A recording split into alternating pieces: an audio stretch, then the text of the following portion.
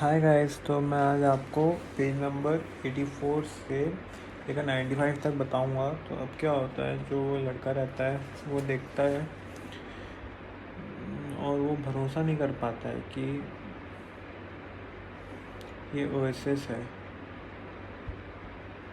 क्योंकि वो ओएसिस जो बुक में पढ़ता है वो, और ये जो दिखता है वो बहुत अलग रहता है।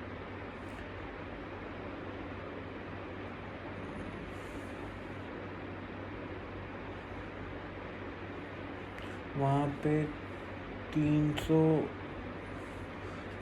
कुएं रहते हैं, बहुत सारे डेट ट्रीज रहते हैं, बहुत सारे टेंट्स रहते हैं।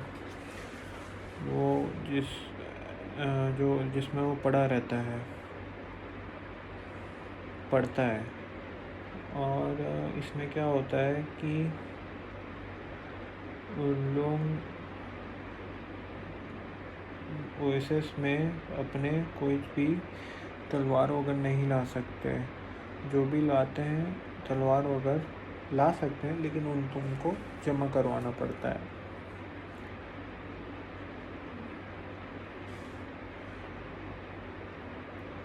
तो इसमें इंग्लिश मैन भी अपना जो रिवॉल्वर रखा रहता है उसको जमा कर देता है। अब इस टाइम जो सैंटियागो रहता है वो ये सोचता है, किंग के बारे में सोचता है कि वो एक बिगनर्स लक था, जो कि होता है जब आप पहली बार स्टॉक मार्केट में इन्वेस्ट करें तो आपको लगेगा कि आप बहुत पैसा कमा लिया, आप राकेश झुनझुनवाला है, लेकिन ऐसा नहीं रहता।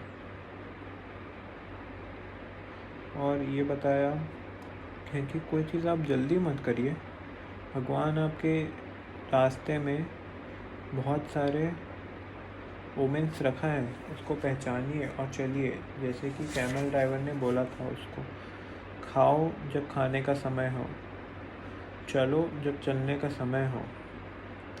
अब वहाँ पे ओएसिस में लोगों का पहला दिन था तो सब लोग सो गए थे।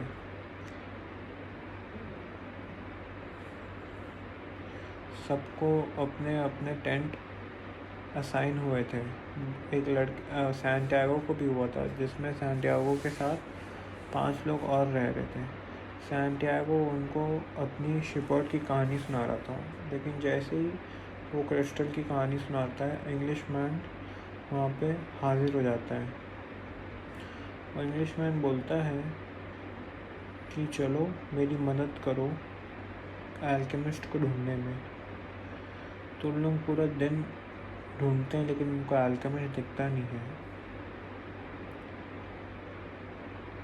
तो सैंटियागो बोलता है कि चलो अपन को किसी से पूछ लेना चाहिए, लेकिन इंग्लिशमैन तो का मन नहीं रहता है पूछने का, क्योंकि वो किसी को बताना नहीं चाहता है कि वो इधर आया क्यों है।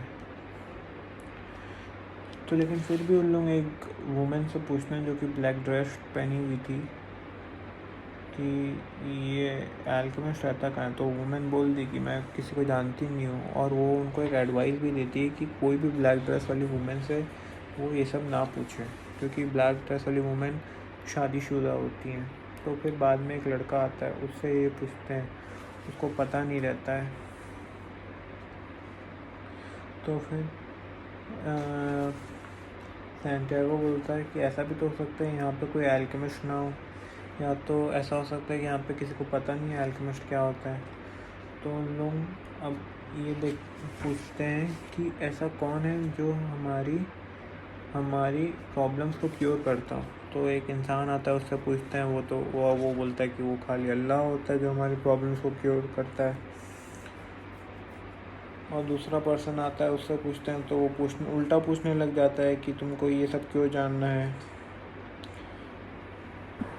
अब क्या होता है कि नेक्स्ट टाइम एक लड़की आती है जो कि ब्लैक ड्रेस में नहीं रहती है। इस लड़की का डिस्क्रिप्शन बहुत ज़्यादा ही दिया हुआ है इसमें, क्योंकि सैंटियागो को उसको पहली बार देखते हुए प्यार हो जाता है। और प्यार हो जाता है तो उसकी बोलती बंद हो जाती है। पीछे से इंग्लिशमैन आके बोलता है कि पूछो, इससे पूछो। तो इंग्लिशमैन खुद पूछ लेता है, क्या तुमने एल्केमिस्ट जो लोगों का प्रॉब्लम्स को क्यों करता है उसको देखा है क्या। तो बताती है कि हाँ एक जीनियस है उस साइड। तो इंग्लिश मैन उस साइड जाता है और सैंटियागो थोड़ा बहुत उससे बात करने लग जाता है, हाय वाय कुछ ऐसे बोलता है। फिर नेक्स्ट डे वो सैंटियागो उधर वापस आता है, उस लड़की का वेट करता है और इंग्लिश मैन उसके बाजू में बैठा रहता है। इंग्लिश मैन बताता है कि अल्केमिस्ट उसको मिला तो, लेकिन वो बोलता है कि तुम कभी ट्राई किए हो क्या लीड से गोल्ड बनाने का? तो इंग्लिश मैन बोलता है नहीं, तो करो फिर।